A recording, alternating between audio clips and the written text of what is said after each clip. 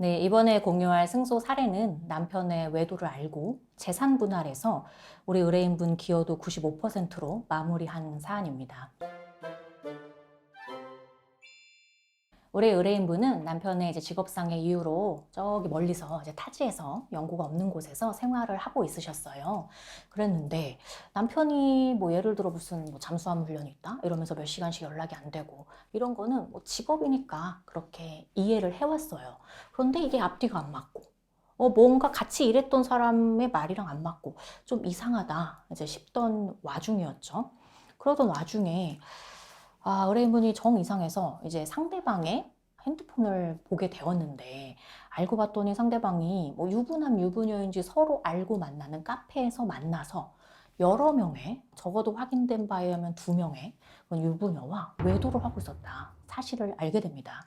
그래서 의뢰인분이 돌이켜 보니까 와 진짜 내가 남편 한 명 믿고 이렇게 결혼 생활을 해왔는데 남편은 지금껏 이런저런 거짓말을 해오면서 알고 봤더니 이미 상당 기간 외도를 하고 있었던 것이다. 그 외도라는 건 전부 다 잘못된 거지만 특히나 그 외도라는 게 한 명도 아니고 무슨 유부남 유부녀 카페 등등 가리지 않고 만나서 이런 성관계를 해왔다는 것 자체가 너무 충격이셨던 거죠. 아이도 지금 아직 어린데 의뢰인분이 상대방의 어떤 상간녀와 주고받은 내용 같은 걸 전부 보고 이거는 이혼을 해야 된다 라는 생각은 드셨지만 나 너랑 이혼하겠다, 이혼 진행하겠다는 말씀은 하지 않은 상황에서 저희에게 상담을 요청하신 사안이었습니다. 남편에게 내가 네 부정을 알고 있다는 거는 알렸죠. 어차피 그 핸드폰 보고 동의하에 본 것이기 때문에. 근데 남편은 굉장히 전전긍긍하고 있으면서 의뢰인이 이혼을 결심했다거나 이혼을 준비 중인 사실은 모르는 상황이었죠.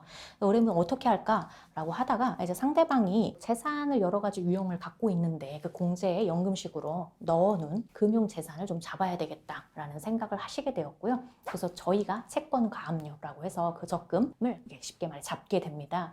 그런데 상대방은 마침 그 돈을 일부 해지해서 쓸 일이 있었던 거예요. 우리 공동의 분양권 이런 게 있어서. 그래서 이게 좀 급박한 상황이었죠. 그리고 상대방 모르게 진행해야 됐고, 그래서 우리가 채권 가압류가 무사히 빠르게 진행이 되면서 상대방이 마침 그걸 빼려고 할 때 못 빼게 된 거죠. 그래서 우리는 소기의 목적을 달성한 것이고, 상대방은 이게 어떻게 된 거냐, 지금 막혀가지고 나 못 뺀다고 하는데, 그래서 의뢰인분이 그제서야 재산도 잡았고 아이도 잘 데리고 있기 때문에 이혼 결심은 이미 하셨고 준비가 되었다고 봐서 나 이혼 진행하는 거 기다려라 라고 말씀을 하시게 되죠. 또 상대방이 이혼할 생각은 없으셨나 봐요. 사정하면서 나는 이런 일 다시는 하지 않겠고 이런 와중이었고, 다만 의뢰인분은 이혼 의사가 워낙 확고하셨기 때문에 이혼을 하는 것으로 하셨고요.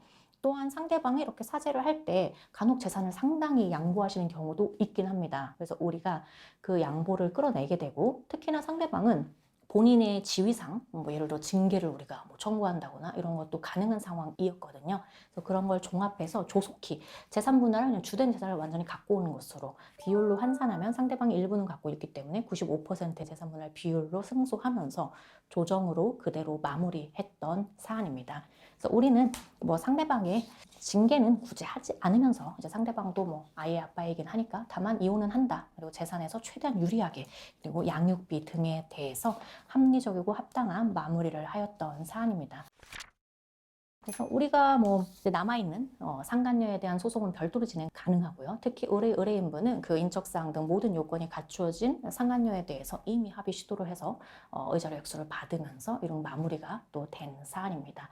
그래서 우리 의뢰인분 같은 경우에도 저희가 늘 마주하게 되는 상황이죠. 너무 괴로운 상황. 상대방의 외도를 인지한 경우. 근데 의뢰인분이 적절한 시점에 우리한테 상담을 요청해 주신 거. 이게 이 사안이 잘 풀릴 수 있었던 하나의 굉장한 중요한 부분이라고 생각을 해요.